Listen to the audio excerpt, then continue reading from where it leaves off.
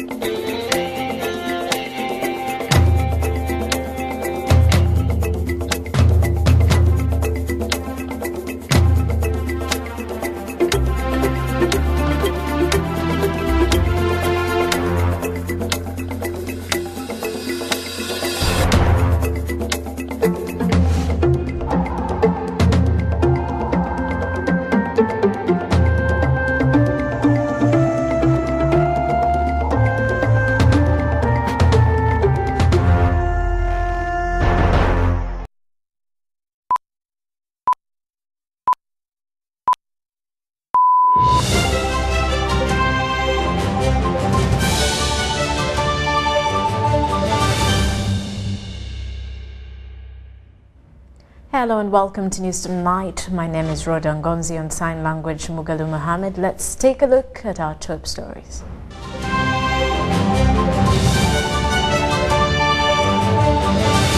First Lady cautions youth against premarital sex. 27 people kidnapped in 1 year, police report shows. National Planning Authority gets new board. While African countries meet in Kampala over Ebola outbreak in the DRC. And in sports, battles for league positions rage on.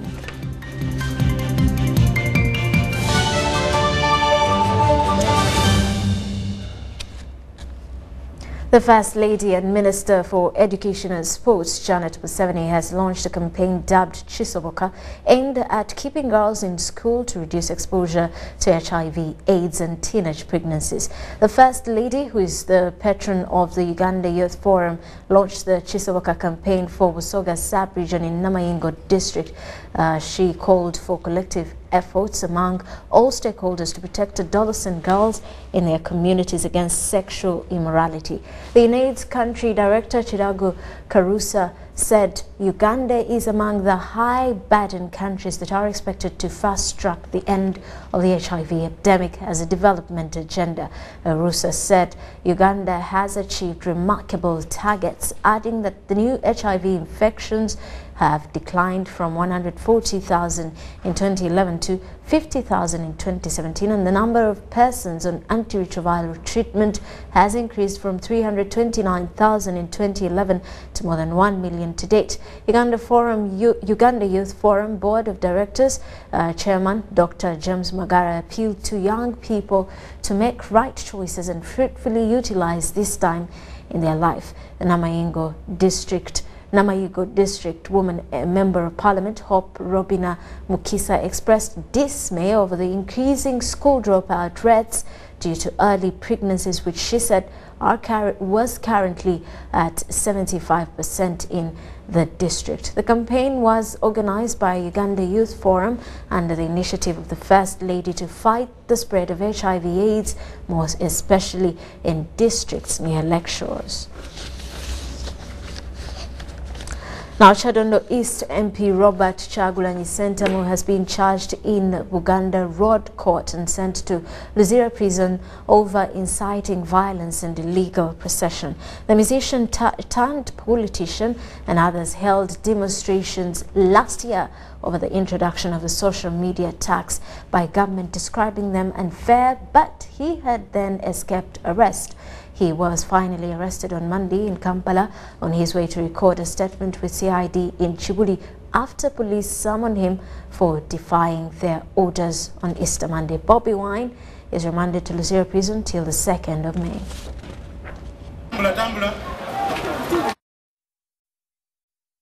And 27 people have been kidnapped in the country for the last 1 year, according to the police spokesperson Fred Enanga. Of the 27 cases, 23 people were recovered alive, while 2 were killed and 2 are still missing. Some of the prominent kidnap cases among the 27 include that of former accountant Susan Magara.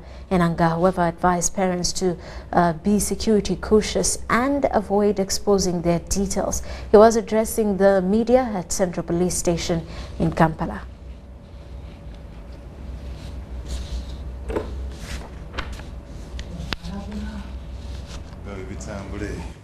Together, beginning January up to today, we have a total of 27 cases of kidnap, and out of those ones, 23 of the victims were recovered alive. And then the 2 are those ones who were killed during January, February, and the 2 are those ones who are actually missing at this stage. But we want to continue alerting parents, caretakers, guardians, because you find that in most cases, kidnaps being crimes of opportunity, they always arise where there is not enough security awareness, where there is not enough vigilance, where people don't want keeping low profiles. You find somebody wants to bring up the perception of him being wealthy and carrying an expensive phone and portraying that very high, profile, other than keeping a low profile. So you are attracting these perpetrators on your side. Then, where you don't protect your information, let it be on computers, on all this information you keep on giving to the banks, to where you'll find that criminals will at a particular stage find all information on Facebook, on WhatsApp, on other platforms of social media, and even in our conversations when we are conversing, we reveal a lot of information.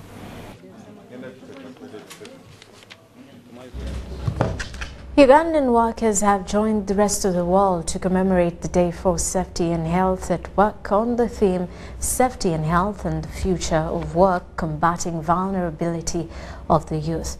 Officiating at the ceremony, Minister of State for Gender, Labour and Children Affairs, Florence Nachiwala-Chinji, emphasized the need for the employers to treat employees fairly at work to enable them serve diligently. It's not very safe for some workers to leave because of unfair treatment. This has led to work without pay, while others have lost ability to work all their lives at work, but without compensation. It's against this background that workers in Uganda join the rest of the world to celebrate safety and health at work on the theme Safety and Health, the Future of Work, Combating Vulnerability of the Youth. We heighten consciousness about the potential risks to our health at workplaces.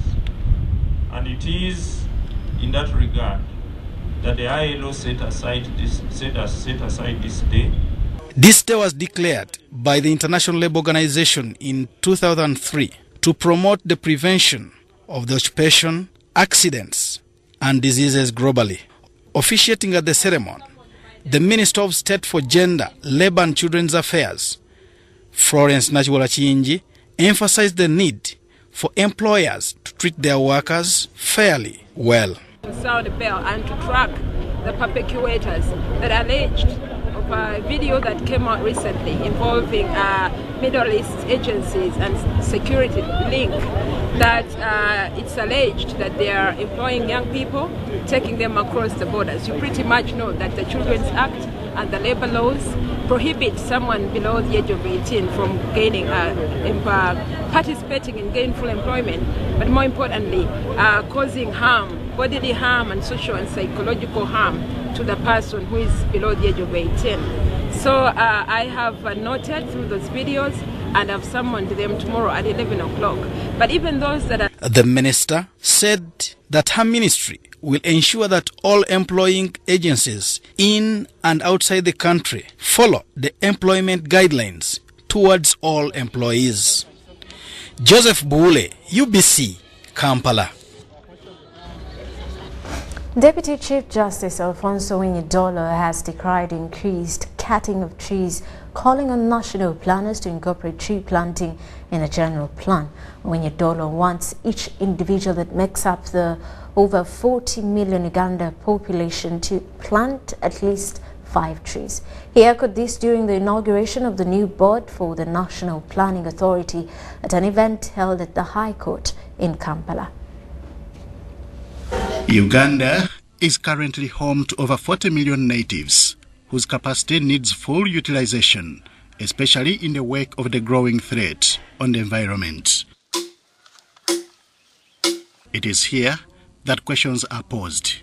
What would be the impact if each Ugandan at least planted 5 trees every year? Solemnly affirm that I will well and truly exercise the functions of chairperson of the authority. Deputy Chief Justice Alfonso Winyidolo contemplated on this as he inaugurated the new board of directors for National Planning Authority. There is positive hard law and there's negative soft law. There's something you do for my own good. Take this vaccination we do. It's a very painful thing. But you're doing it for the good of my child. So I carry my own child. The child suffers, cries. Some of them bring mild fever. But I know it is going to ward off a more serious fever which would have killed the child. So I think I'm just giving you one. Well, I'm a villager, so I have a simple mind. 200 million trees. They can be citrus, they can be anything. You imagine the impact on our environment. Such is what he has called on the new board to commit to, with emphasis on public sensitization on planning processes. This he said in agreement with the new board chairperson, Professor Pamela Kasabiti Mbabazi. You can have beautiful plans which are shelved, which are read by elites like me, who does not now know how to hold the hoe. And the plan is just a plan. So if you can go out, if the government, various governmental departments can go out to let our people know, you can transform your own lives by going into new directions, by picking on new ventures. It would be very good. We shall lead the country in developing the third 5-year National Development Plan and the 10-year National Development Plan by God's grace. Now, throughout this process, the National Planning Authority will seek active participation of citizens throughout the country.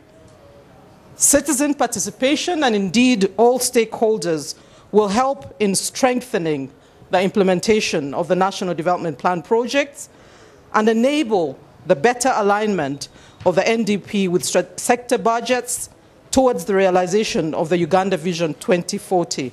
The new board has been welcomed by other vanguards of development, especially at a time when the country is in the process of budget approvals across all sectors. Currently, the decisions have been approved by the Minister of State for Planning. Now we have a full board. The board will take over its mandate of approving all decisions that we issue as an authority. We are only a secretariat.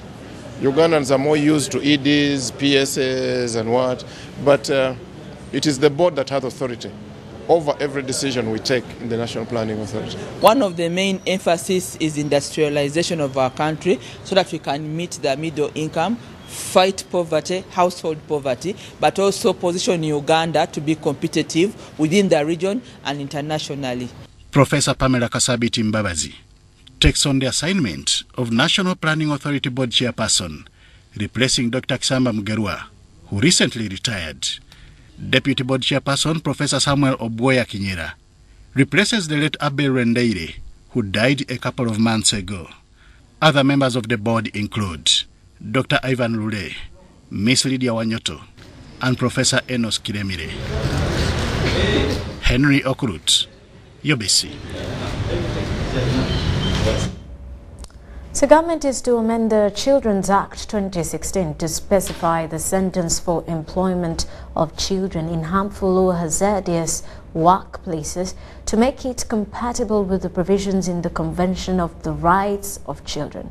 During the dissemination of the Uganda Human Rights Report on the assessment of the compatibility of Uganda legislation with the Convention on the Rights of Children in Kampala, State Minister for Youth and Children Nachiwala Chinji expressed the need to criminalize the proceeds from dealings with children.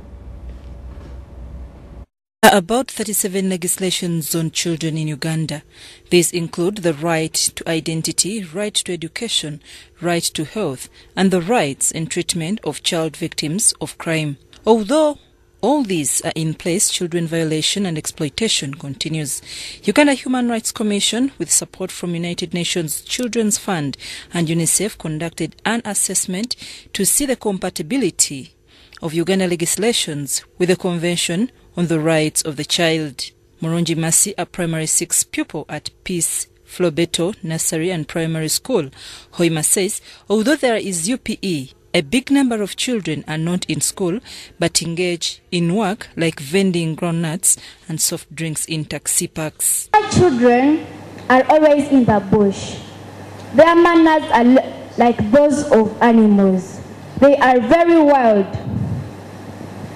Such children move from village to village, stealing people's food, distracting people's gardens. This was launched in July 2018 and as stakeholders commemorate the 30th anniversary of the UN Convention on the Rights of a Child, in which Uganda is a signatory. Uganda Human Rights Commission organized a meeting to disseminate the findings from the assessment and recommendations with the aim of coming up with strategies to ensure protection of the rights of the children and elimination of discrimination.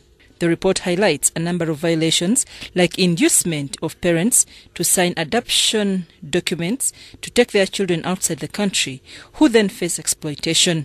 Uganda Human Rights Commission recommend that the Prevention of Trafficking in Persons Act be amended to increase sentence of sale of children. The report also recommended for an amendment in the juvenile justice to stop imprisonment of children with their mothers. Mother at birth, and yet this child requires tender care and breast milk from the mother. What are you recommending? I recommend that we put the interest of the child first in this scenario.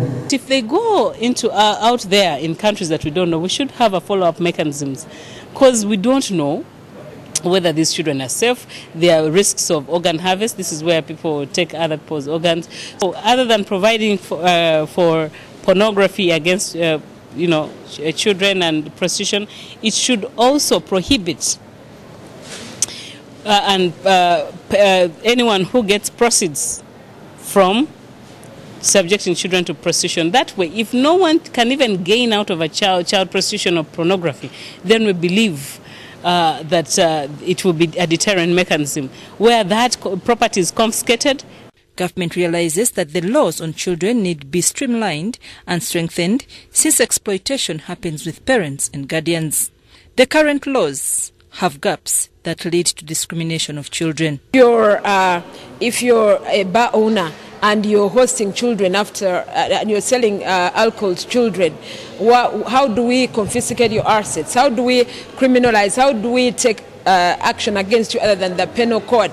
So that should come out expressly in the Children's Act. It also goes further, as low as house girls. These people just eat all the Cerelacs and consume everything, and then they bulge and have their calves and so on. But when this food actually belongs to children, and then you find the children malnourished. The recommendations in the report are to be forwarded to concerned government departments and agencies to take action.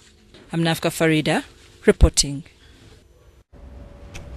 On a sad note, several people traveling in a commuter taxi have sustained serious injuries after a fish truck rammed into it, sending it into a deep ditch at Najembe roadside market.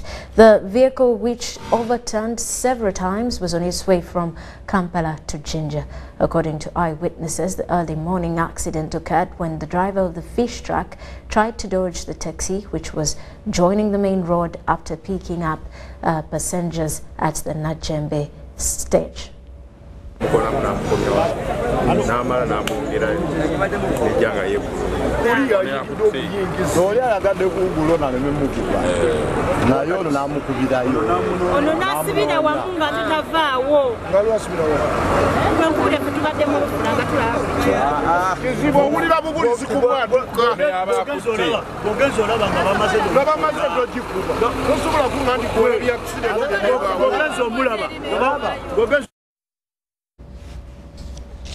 World Health Organization has called for continued vigilance to combat the spread of Ebola in countries bordering the Democratic Republic of Congo. The outbreak was announced in DRC in August last year, and it has continued to ravage its people, claiming hundreds of lives. A two-day high-level meeting on strengthening partnership for improving Ebola virus disease outbreak, preparedness and readiness is underway in Kampala. It is deliberating on how best health experts can defeat the outbreak in the Democratic Republic of Congo that broke out in 2018, registering over 1,000 and claiming over 900 lives. Uganda has since been on high alert to combat the spread. We have carried out a comprehensive risk assessment for Ebola virus disease. We have developed and we are implementing contingency plans. We've put in place coordination structures to avoid duplication and improve efficiency and effectiveness. We hold bi-weekly national task force meetings. Government and partners support all the technical pillars to identify and address the gaps from time to time. With all these efforts, Uganda has not confirmed a case of Ebola virus disease. This is in part due to the good cooperation and collaboration with DRC through sharing of relevant information. Officiating at the opening of the meeting, Uganda's Minister for Health, Dr. Jane Ruth Acheng, noted that Uganda registers large inflows of about 890,630 people monthly traveling from Democratic Republic of Congo who cross for trade and common services like health and education, including refugees from insecure areas. She says Uganda's preparedness has seen the vaccination of over 4,000 frontline health workers in high-risk districts. We believe that vaccination of frontline health workers in DRC has helped to reduce the Ebola virus disease infection among responders. And this is the reason why Uganda has vaccinated 4,420 frontline health workers. Community involvement and engagement is a critical aspect, and it is ongoing. However, there has been success stories in the most affected DRC, where men have recovered from the scourge and reintegrated in their communities. And at this moment, I also want to emphasize that we have had over 400 people confirmed with Ebola who have recovered and incorporated in the community. I cannot overemphasize again the capacities to work with the communities, community ownership, community leadership. World Health Organization has commended Uganda for the vigilance and committed continuous support, especially to the communities bordering DRC. We have to solve this. It's not only health, it's not only economical, it's social, it's a political, it's a security issue. The meeting, organized by the World Health Organization, has attracted participation from 9 African countries surrounding DRC, including South Sudan, Kenya, Burundi, Tanzania, Zambia, Angola, and the affected Democratic Republic of Congo. Bernard Iga, UBC TV, Kampala. Let's take a quick break. We return with more details. You're watching News Tonight.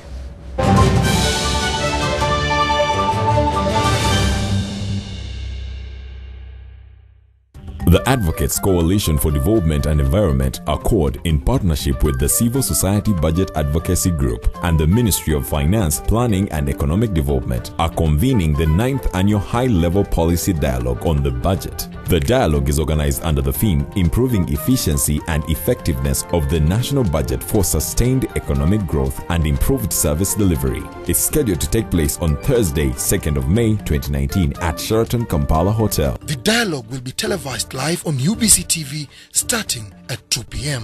Attendance is strictly by invitation.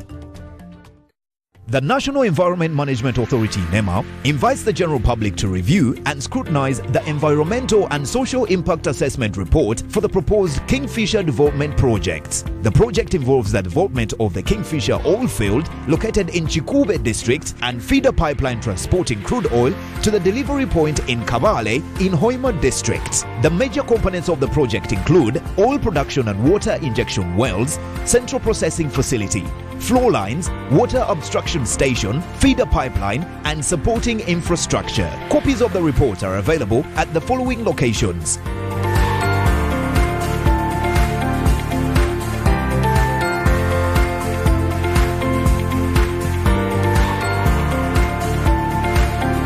Written comments should be addressed to the Executive Director, National Environment Management Authority, Ginger Road, Kampala by 15th May 2019. NEMA, ensuring sustainable development.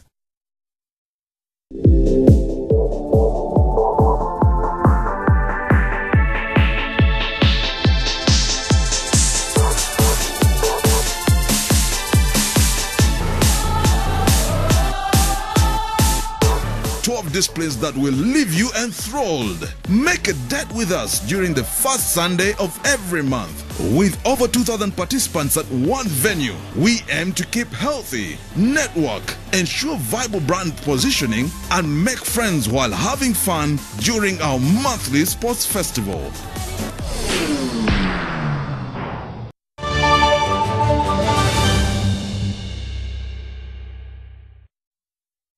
Welcome back. In business news, the National Social Security Fund, NSSF, has donated digital learning devices worth 450 million shillings to 11 government-aided schools across the country. The initiative aims at transforming and digitizing teaching and learning in schools that face the challenge of inadequate resources and facilities, hindering the students' quality of education compared to their peers in the privileged schools. The initiative enables students and teachers to use digital technology in classrooms to improve the quality of learning. It is being implemented by the National Social Security Fund in partnership with National Curriculum Development Center, NCDC. The world is going digital, and if the schools in Uganda do not embrace technology, they will be left behind. Today, when a textbook is published, and it is put on the ship and it is sent to us and we buy it in Africa, that material that has been published is already obsolete by the time it arrives in your school. The digital libraries comprise portable computers, popularly referred to as tablets, loaded with approved national curriculum for secondary schools for Senior 1 to Senior 6. Currently, teachers just teach what they feel comfortable with.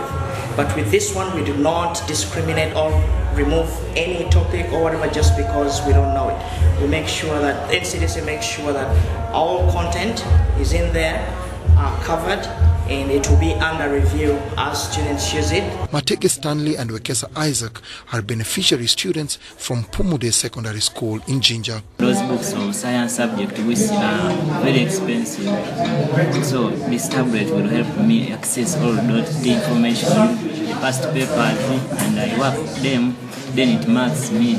I feel so good. In many cases, carrying these textbooks is so bulky, whereby you're carrying books in the bag. At least when such materials are at school, you can go and research for it in your free times, whereby you are not intimidated with reading, over-reading, carrying books here and there. This was at the handover ceremony of 40 digital library kits to Mpumude Seed Secondary School in Jinja Municipality. 460 similar kits have been handed over to 10 other schools across the country. Some of the beneficiary schools of NSSF's e-learning initiative include Nabumali High School in Bale, Atutur Secondary School in Soroti, Muni Girls Secondary School in Arua, St. Charles Luanga SS in Masaka, and Chenjejo Secondary School. And those of us, especially the young people who are in school, who are following trends, should be disturbed that there are less and less jobs as a result of the advancement in technology. Many of our neighbors are already in that process. Look at Kenya. Even primary kids are using tablets. The traditional education system is undergoing a transformation owing to the ever-advancing technology. The use of computing devices for teaching and learning is on the increase in Uganda and across the region. Dennis Igoa for UBC News in Jinja. And let's take a look at how the shilling is faring across other money markets.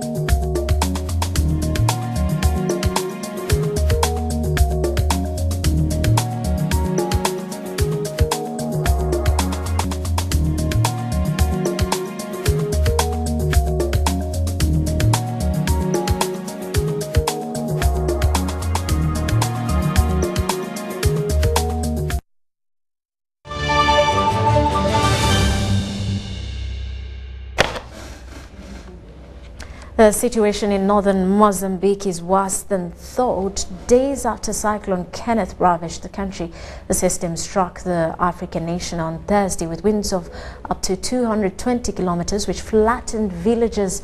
Around 700 people are now thought to be at risk in the area as torrential rains continue.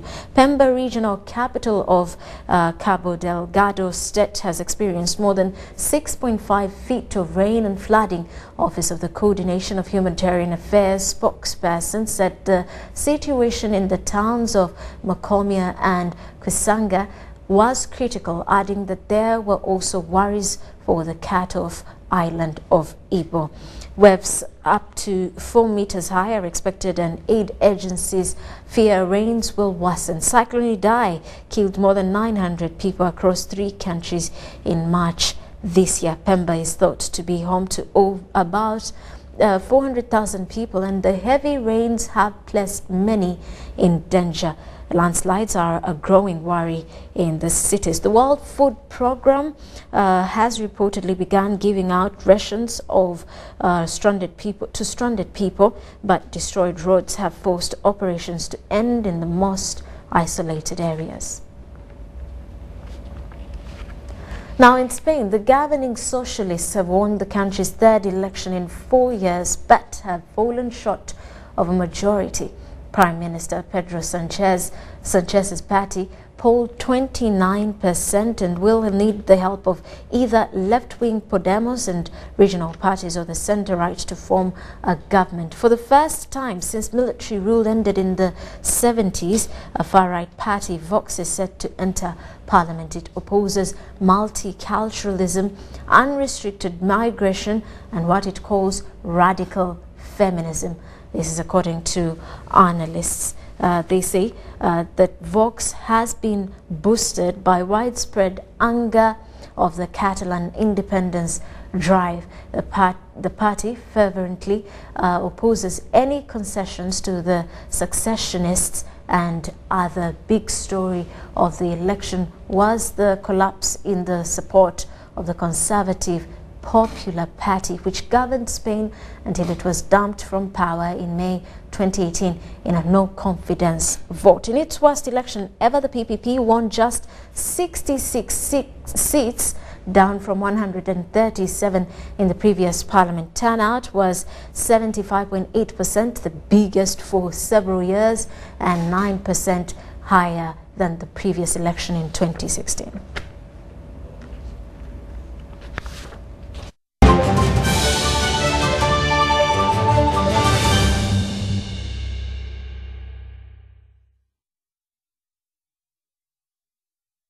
In the world of sports, let's start with the partnership of Uganda Tourism Board and the Golf Union to highlight the best tourism sites in the country is taking shape. Golfers are on tour in the western region of Uganda before competing in the Castlelight Uganda Golf Tour competition. Now, our very own Ngabo Amon was part of the journey and our reports. Imagine golfers graced to a tourism tour before teeing off. That is what Castlelight Uganda Golf Tour had to offer to all participating golfers in the western part of the country. The serenity of the top of the world tourism site, the trekking of Seminiki National Park, and a glance to the female hot springs summed up the weekend-long competition. Regardless of sharing the same tourism journey, boys had to be separated from the men. Toro became the first golf club to maximize home advantage after they floored every other team to win the third leg of the Castlelight Uganda Golf Tour in Fort Portal. Toro collected 94 points to leave the rest in their wake as they showed master of their own 9-hole par 70 course. Henry Kaliba emerged as the overall winner of the tour. Playing off handicap 12, Kaliba produced a fine round to win with a score of 64 net to beat a field of 86 golfers. Kaliba carded 2 birdies on holes 3 and number 1. Diana Nambalira of Entebbe Golf Club was the other winner of the day, defeating all the other female, having returned 61 net of handicap 28. Godwin Treg, one of the golfers, highlights the enormous returns of playing golf. 3 years ago, I looked at golf as the rich man golf game, the rich man sport. I wouldn't gain so much interest in trying to start golf, but eventually someone called Yusuf called me to start golf, and 3 years down the road, I bet I can beat very many golfers. Golf is a game of discipline, a game of socialism. The kind of connections golf brings is enormous. The kind of harmony, the kind of being together golf brings is a lot that no one can imagine. Golf, playing on a tournament is like registering a virtual company, and no one can actually see that. As Ugandans, so many tribes that we all work together, so many dialects and languages, but we think as golf, when you're playing, I think you don't care who is playing golf. We all come together and say, guys, let's do this. But outside of that, we also think that after golf, so what? You need to go and then also intervene with the environment. Toro now leads the overall tour standings with 111 points, looking to maintain the lead as the tour heads to the northern part of the country. Ngabo Amon, reporting for Ubc TV. Now, the result of Caster Semenya's landmark case against athletics governing body will be published on Wednesday. The double Olympic 800-meter champion is challenging the IAAF over its regulation restricting testosterone levels in female runners. The rule will apply to women in track events from 400 meters up to a mile. Semenya would either have to take medication to be eligible to compete in the 800-meter change events or move to compete against men. The Court of Arbitration for Sport says it will publish its ruling at midday on Wednesday. Semenya won 5,000-meter gold at the South African Athletics Championships on Friday, a new distance for her that would not be affected by the IAAF rule change. The rules would require athletes to keep their testosterone levels below a prescribed amount for at least 6 months prior to competing. IAAF said in April 2018 that the new measures would stop women with high testosterone levels with high testosterone levels from gaining a competitive advantage. Testosterone is a hormone that increases muscle mass, strength, hemoglobin, which affects endurance. The rules were intended to be brought in on 1st November 2018, but the legal challenge from Semenya and Athletics South Africa caused that to be delayed. That's until the 26th of March. Well, let's get on to the Uganda Premier League champion, which is already decided. KCCA waits to be crowned. Teams are competing for better placements on the table, while those excuse me, relegated are clearly known.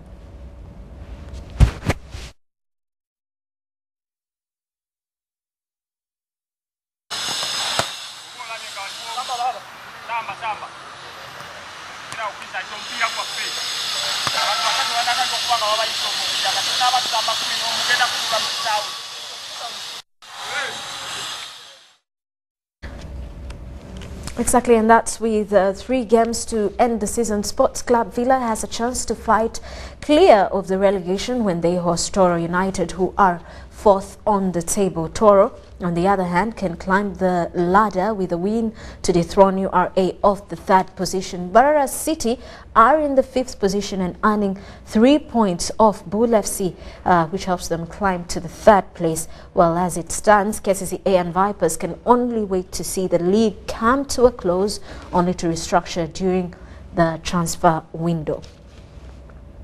Maroons, on the other hand, host Chirinya Ginger SS, who have had their fair season and are currently in 8th position.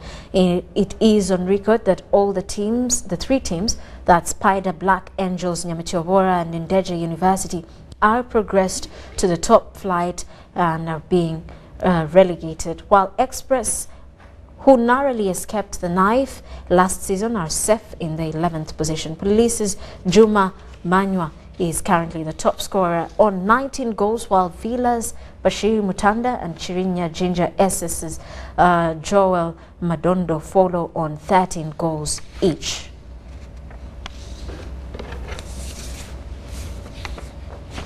And with that, let's quickly take a look at the top stories for the night.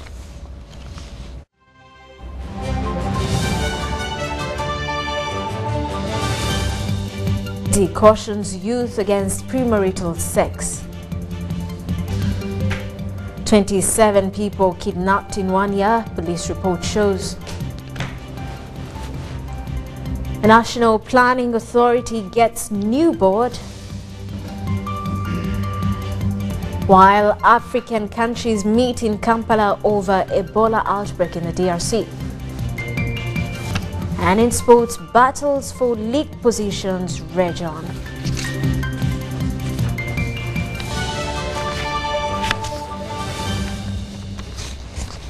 And that does it for tonight. Thank you for sticking with us. I'm Rhoda Nkonzi on Sign Language.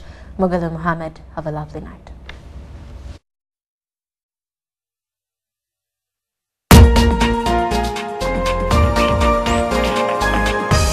Was brought to you by UCC, celebrating 20 years of achievements.